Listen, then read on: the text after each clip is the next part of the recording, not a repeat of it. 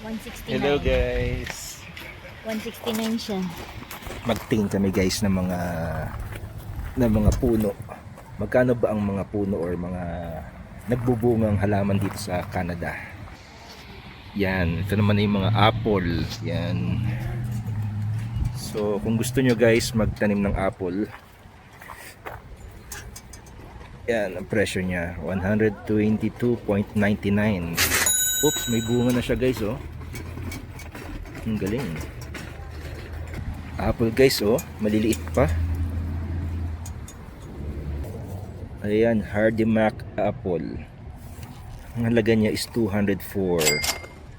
O parang mga 8,000 pesos na guys, isang puno.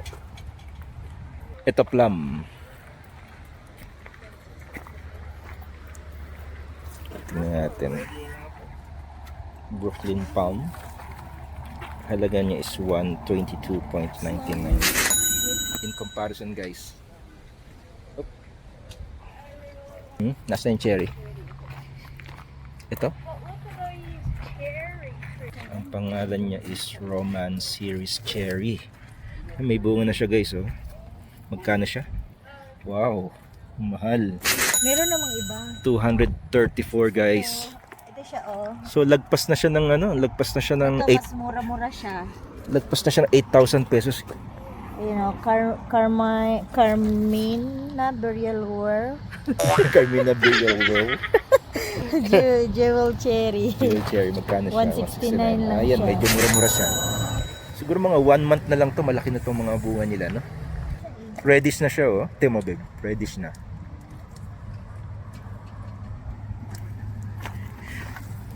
Inahanap namin guys yung kalamundin.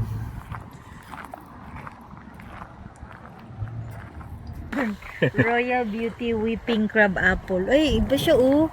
Royal Whipping Crab apple. Paano talaga siya? Pag ganun. Hindi pala Bakit siya pabaksak? Para siyang Ito, natut... oh. Tingnan mo. Ganun talaga siya, para siyang malungkot, no? Magkano siya, babe? 169. Pabaksak talaga yung sanga niya.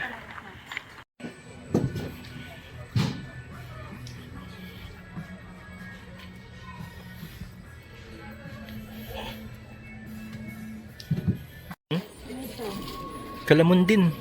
Ito yan. Para siyang kalamansi. Minis. Minis. Ang daming sili.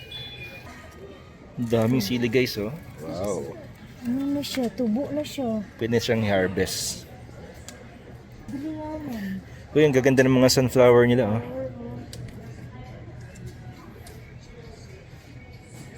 Ang gaganda, oh.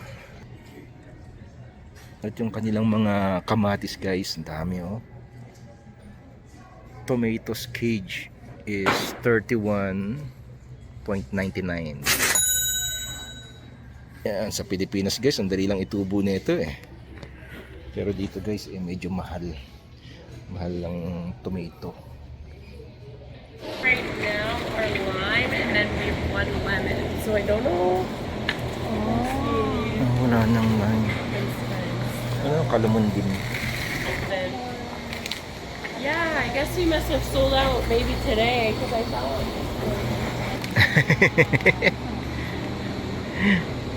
Wala na guys, ang pinunta namin maghanap kami sana ng kalamundin. Ang natira na lang itong mga lime.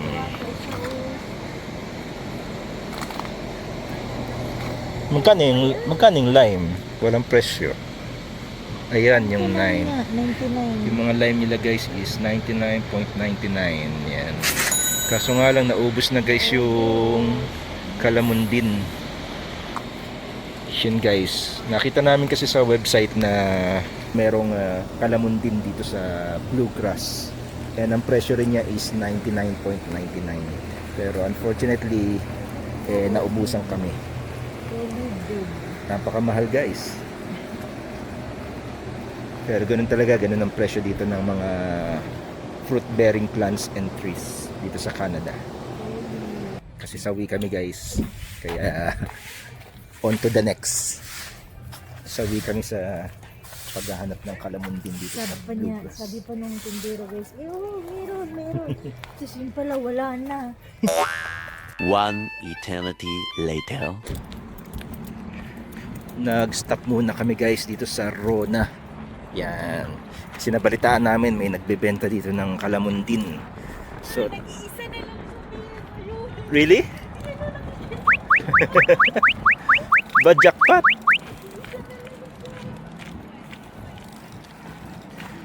Nakita na daw yung kalamundin. Ayan, tingnan natin kung totoo nga. Totoo nga ang chismis. Ay, marami. Ang dami? Marami din. Ayan, ang dami guys. Kalamundin. Yan yung hinahanap namin. Kalamansi.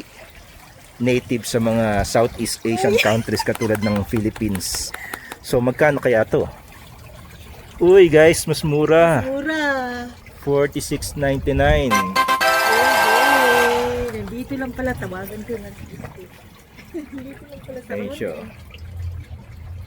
Kasi doon sa bluegrass guys, ang halaga niya is $99.99. Dito guys, mabibili mo lang siya ng $46.99 jackpot. Yan. Yun ang pangarap ni Bebe. Yung makabili ng kalamundi. so pwede siyang indoor kapag malamig. Tapos kapag summer, pwede ilabas ng bahay. Ito din no, maganda no? Maganda siya. Bakit may kalamundin dito? Ito yung nakita mo kanina. Na, isa na lang. Oo nga, no? Kala ni Bebe, isa na lang siya kasi nakadisplay siya dito. Pili ka na. Yun, nakatabingi siya. Ito, magandang tindig niya. Ito maganda. Oo, magandang tindig niya. The other lime, ang tawag sa kanya. Yan na, pwede siyang indoor, outdoor, patio, kalamundin, kalamansi. Bye guys!